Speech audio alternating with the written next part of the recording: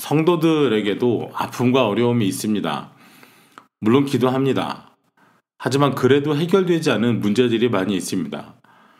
이럴 때 당신들이 가진 믿음이 헛것이라고 조롱하는 사람들이 있게 마련입니다. 또 한편으로는 성도들 스스로도 왜 이런 상황을 만나게 하시는지 이해하지 못하기도 합니다. 바울에게 문제가 있었습니다. 바울이 육체의 가시라고 말할 정도로 그의 사역에 큰 장애가 될 만한 신체적인 문제였습니다. 3번이나 기도했습니다. 그러나 고쳐지지 않았습니다. 바울은 이 상황을 어떻게 받아들였을까요? 오늘 나누고 싶은 주제입니다. 1절 말씀에 무익하나마 내가 부득불 자랑하노니 주의 환상과 계시를 말하리라. 참 겸손한 표현입니다. 이제 바울은 자신이 경험한 환상과 계시에 대해서 말하려고 합니다. 바울은 자신이 경험한 신앙 체험을 본인 스스로를 높이고 남과는 다르다고 구별하는 목적으로 사용한 적이 없었습니다. 그런데 오늘 무의미하겠지만 무익하겠지만 부득불 이런 이야기를 하게 되는 것은 바울의 사도됨을 부인하는 사람들이 있었기 때문입니다. 바울은 예수 그리스도를 직접 만난 제자 출신도 아니고 더군다나 초대 예루살렘 교회 출신도 아닌 사람이었습니다. 오히려 바울은 유대교에 지나친 열심이 있어서 그리스도인들을 핍박하는데 앞장섰던 사람이었습니다. 고린도 교회에 있는 거짓 교사들은 자신들이 진짜 사도이고 바울은 제대로 된 사도가 아니라면서 바울이 전한 복음을 무너뜨리고 자신들의 입지를 높이려고 했었습니다. 바울은 비난을 많이 받았습니다. 바울이 보내는 편지들을 한번 보라 하는 것이죠. 편지를 보면 그럴듯한데 실제로 만나보면 사람 영 별로고 말도 제대로 못한다 이런 평가도 받았고요. 또 고린도 교회를 다시 찾아오기로 약속을 해놓고 바울이 피치 못한 형편에 의해서 일정을 바꾸자 믿을 수 없는 사람이라고 비난을 받기도 했습니다. 이 거짓 교사들은 예루살렘 교회에 있는 어떤 특정 무리가 보낸 추천서를 가지고 있었는데요. 바울은 아무것도 갖지를 못했습니다. 그래서 오늘 이 자랑은 정말 부득불 어쩔 수 없이 본인을 변호하기 위해서 하는 것이었습니다. 그런데도 바울은 내가 이런 것을 보고 듣고 경험했다고 스스로를 주장하지 않습니다. 내가 한 사람을 아는데 그런 사람이 이런 경험을 했다고만 말을 합니다. 바울이 말하는 환상과 계시의 경험은 당시 사람들이 충분히 듣고 이해하고 공감할 수 있는 것이었습니다. 그리고 그 말을 듣는 사람들은 바울을 사도로서 충분히 인정하고 존경하게 만들 수 있는 그런 경험이었습니다. 셋째 하늘에 이끌려 갔다고 했습니다. 낙원에도 이끌려 갔다고 하였습니다. 거기서 말로 표현할 수 없는 말을 사람이 가히 이르지 못할 말을 들었다고 했습니다.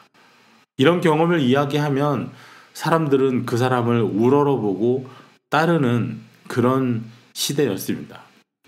하지만 바울은 이런 이야기 때문에 사람들이 나를 지나치게 생각할까봐 오히려 경계했습니다. 이런 환상과 계시 체험으로 사람들의 이목을 끌고 마음을 얻으려고 하지 않았습니다. 복음은 이런 것들로 전파되지 않는 것을 바울이 알았던 것입니다. 오히려 이렇게 말합니다. 내가 이런 사람을 위하여 자랑하겠으나 나를 위하여는 약한 것들 외에 자랑하지 아니하리라. 사람들 앞에서 이런 환상을 보았노라고 이런 계시를 받았다고 말함으로써 권위를 세우는 것이 아니라 오히려 자신의 약함을 자랑하겠다는 말입니다. 그 약한 것이 무엇일까요? 7절 말씀에 여러 계시를 받은 것이 지극히 크므로 너무 자만하지 않게 하시려고 내 육체의 가시 곧 사탄의 사자를 주셨으니 이는 나를 쳐서 너무 자만하지 않게 하려 하심이라. 바울은 이 약함을 두고 육체의 가시 그리고 사탄의 사자라고까지 말을 합니다. 육체의 것이라고 했으니까요. 신체적인 질병이나 약점인 것이죠. 그리고 사탄의 사자라고 하였으니 예수 그리스도의 복음을 전파하는데 큰 걸림돌이 됐다는 뜻입니다. 육체의 가시, 사탄의 사자가 본인에게 있는 이유를, 없어지지 않는 이유를 바울은 2번이나 반복해서 이렇게 말합니다. 너무 자만하지 않게 하시려. 3번이나 간구했다고 했습니다. 개인적인 건강과 행복만 위해서 간구한 것이 아닙니다. 복음을 전파하는데도 거침이 되기 때문이었습니다. 과연 이 가시가 무엇이었는지는 정확히 알려져 있지는 않습니다. 그래서 어떤 사람들은 사도 바울이 서신서를 쓸 때 대필해주는, 사도 바울이 불러주면 디모데 같은 제자가 받아서 적어준 기록이 있기 때문에 눈이 매우 나빴을 것이라고 생각하기도 하고요. 또 간질과 같은 질병이 있었을 것이라고 추측하기도 합니다. 무엇이 되었든 원하시면, 뜻하시면 주께서 못 고치실 것이 없습니다. 그러나 3번이나 간구했음에도 이 가시는 제거되지 않았습니다. 하나님께서는 간구한 바울에게 이렇게 말씀하셨습니다. 나에게 이르시기를 내 은혜가 내게 족하도다. 이는 내 능력이 약한 데서 온전하여짐이라 하신지라. 그러므로 도리어 크게 기뻐함으로 나의 여러 약한 것들에 대하여 자랑하리니 이는 그리스도의 능력이 내게 머물게 하려 함이라. 이미도 받은 은혜가 족하다 했습니다. 내 능력이 약한 데서 온전하여짐이라고 하셨습니다. 약한 데서 온전해집니다. 우리가 약할 때 하나님의 능력은 온전히 드러납니다. 하나님의 일은 처음부터 이렇게 전해지고 또한 이루어져 왔습니다. 기드온의 300용사를 기억해보면 쉽게 이해할 수 있습니다. 많은 군사들 하나님 필요 없다고 하십니다. 돌려보내라고 하십니다. 그마저 남은 사람들도 또 돌려보내게 하십니다. 많은 군사가 있어서 승리하면 하나님 능력으로 이긴 것이 아니라 본인들 능력으로 운이 좋아 이겼다고 여길 수 있기 때문입니다. 보잘것 없는 것들, 칼과 창이 아니라 겨우 내 발 앞을 비추는 횃불 하나, 그리고 사람을 쳐도 죽이지 못하는 항아리 가지고도 하나님은 승리하게 하셨습니다. 오히려 약한 것으로 이기게 하시는 것입니다. 나일강을 피가 되게 하고 여러 이적이 일어나며 반석을 쳐서 생수가 나오게 한 도구는 애굽의 왕이나 제사장들이 지니고 있는 황금으로 만든 왕의 홀이나 제사장의 상징물이 아니라 말라 비틀어진 오래된 목자의 나무 지팡이였습니다. 내 능력이 약한 데서 온전하여짐이라. 이 말씀은 간구에 대한 응답이자 앞으로도 그러할 것이라는 약속이기도 했습니다. 또 이 말씀은 그리스도인들의 삶에 주어지는 역설을 드러냅니다. 바울은 인간의 연약함 속에서 역사하시는 하나님의 능력을 증거하면서 이 세상 사는 동안 끊임없이 주어진 환경과 싸우면서 씨름하면서 살아야 하는 성도들을 위로하고 있습니다. 바울은 사람들이 놀랄 만한 신비한 영적인 체험을 가지고 있었습니다. 그것은 실로 놀라운 것이었고 말로 표현하기 힘들 만한 것이었습니다. 그러나 그것을 통하여 일을 이루려 하거나 자랑하지 않습니다. 오히려 바울은 말로 표현 못할 환상과 계시를 본 사람임에도 불구하고 자신 같은 사람도 여전히 육체의 연약함을 가지고 있다고 숨기지 않고 공개적으로 드러냅니다. 완벽한 사도, 완벽한 지도자, 최고의 전도자가 아니라 늘 넘어지고 늘 쓰러지고 사람들에게 손가락질을 받고 비웃음을 당할 만한 그 육체의 가시, 사탄의 사자가 있음을 많은 사람들에게 이야기합니다. 놀라운 신비를 경험한 바울, 또한 하나님의 많은 능력을 이 땅에 드러낸 바울이었지만 정작 본인은 육체의 가시를 제거하지 못하고 치유하지 못하고 고통당하고 있다는 것은 참 모순돼 보이는 일입니다. 그러나 이 모습이 바로 우리가 지니고 있는 역설적인 모습입니다. 우리는 하나님의 능력 안에서 삽니다. 하지만 그런데도 불구하고 우리 삶에는 고난도 있고 아픔도 있고 연약함도 있습니다.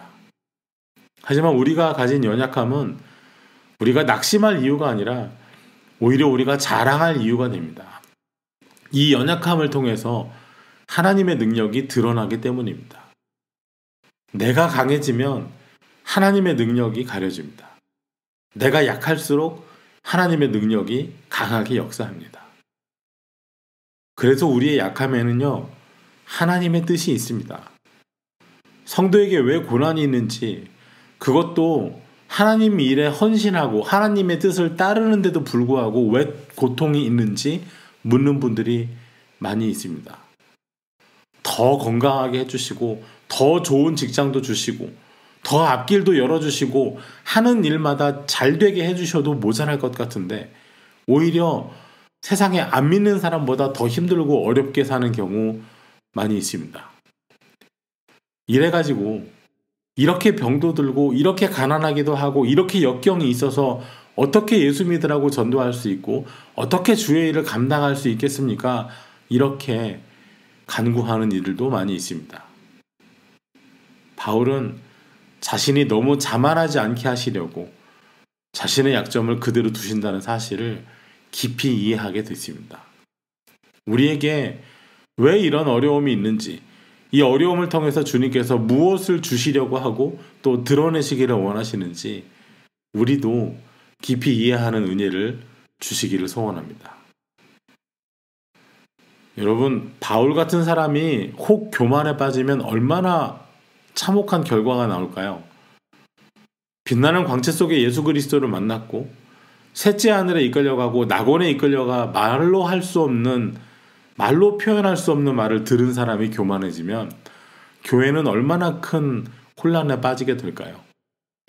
만약 바울에게 인간적인 신체적인 약점마저 없었다면 사람들은 바울을 신처럼 떠받들었을 것입니다. 실제로 그런 일이 있었습니다. 사도행전 14장 11절을 눈여겨보시기 바랍니다. 무리가 바울이 한 일을 보고 루가오니아 방언으로 소리질러 이르되 신들이 사람의 형상으로 우리 가운데 내려오셨다 하여. 바나바는 제우스라 하고 바울은 그 중에 말하는 자이므로 헤르메스라 하더라. 시외 제우스 신당의 제사장이 소와 화환들을 가지고 대문 앞에 와서 무리와 함께 제사하고자 하니. 바울이 이적을 행하였습니다. 그랬더니 그 지역 방언으로 소리를 지르기 시작했습니다. 신들이 사람의 형상으로 현현했다 하는 것이죠. 바나바를 향해서는 우리 그리스 신화에서 익히 들었던 제우스라고 하고 바울을 향해서는 헤르메스라고 불렀습니다. 그리고 시외에 제우스 신전이죠.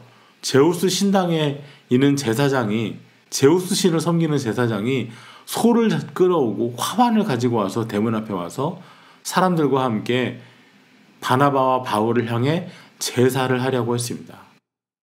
두 사람이 결국 옷을 찢어가면서 사람들에게 말하기를 우리도 당신들 같은 사람이라고 말해야만 했습니다. 하나님께서 바울의 손으로 놀라운 능력을 행하게 하심으로 바울이 쓰던 심지어 손수건이나 아니면 천막을 만들 때 쓰던 앞치마만 가져다가 병든 사람에게 주어도 그 병이 낫기도 했었습니다. 이런 일이 일어나는 사도에게 인간적인 약점마저 없었다면 어찌 되었을까요? 육체의 가시보다 더 위험한 것이 있습니다. 영혼의 가시일 것입니다.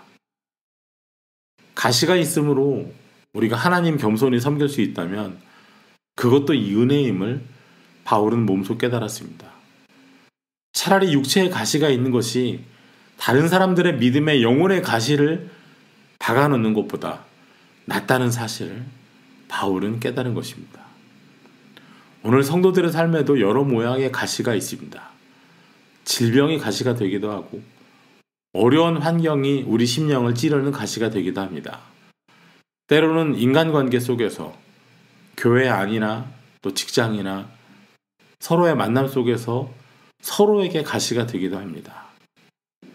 지금은 그 가시의 목적이 눈에 보이지 않더라도 우리는 인내해야 합니다. 그 교훈을 욥을 통해서도 알 수 있고 다윗을 통해서도 배울 수 있습니다.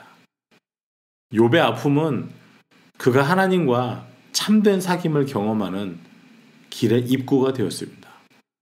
다윗에게는 사울이라는 가시가 있어서 다윗을 참 괴롭게 하였지만은 사울이 있어서 다윗은 그의 왕위를, 그의 믿음의 길을 오히려 든든히 걸어갈 수 있었습니다. 우리는 고통에 담겨 있는 하나님의 뜻을 헤아리는 법을 매일매일 조금씩 배워갑니다. 때로는 우리의 원함과 다른 응답이 있을 때도 있습니다.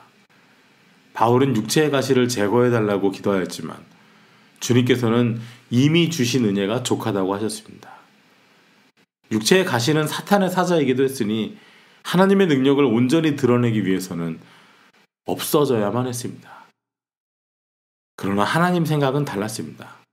온전한 사람, 힘 있는 사람, 잘난 사람, 최고의 인재를 통해서 하나님의 능력이 온전히 드러나는 것이 아니었습니다. 우리가 기대하던 응답을 듣지 못할 때, 우리가 생각지 못했던 응답을 들을 때 어떻게 반응하면 좋을까요? 오늘 바울의 예를 보시면서 마음속으로 묵상해 보기를 바랍니다. 육체의 가시도 은혜라고 하십니다. 우리에게 닥치는 고난도 은혜가 될 수 있을까요? 우리의 시련과 고통을 어떻게 은혜라고 말할 수 있을까요? 하나님께서는 바울의 연약함을 통해서 더 큰 은혜를 체험하게 하셨습니다. 고난 가운데 하나님을 더 의지하게 하셨고 그 가운데 더 큰 역사들을 몸소 겪게 하셨습니다.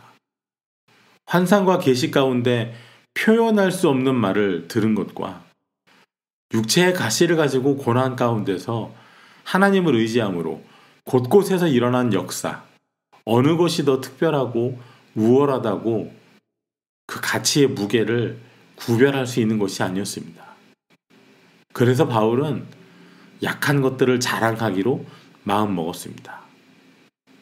내가 약할 때가 강한 때입니다. 내가 약해질 때 하나님은 내 속에서 역사하심으로 강하게 하십니다. 하나님의 역사가 더 강하게 드러납니다.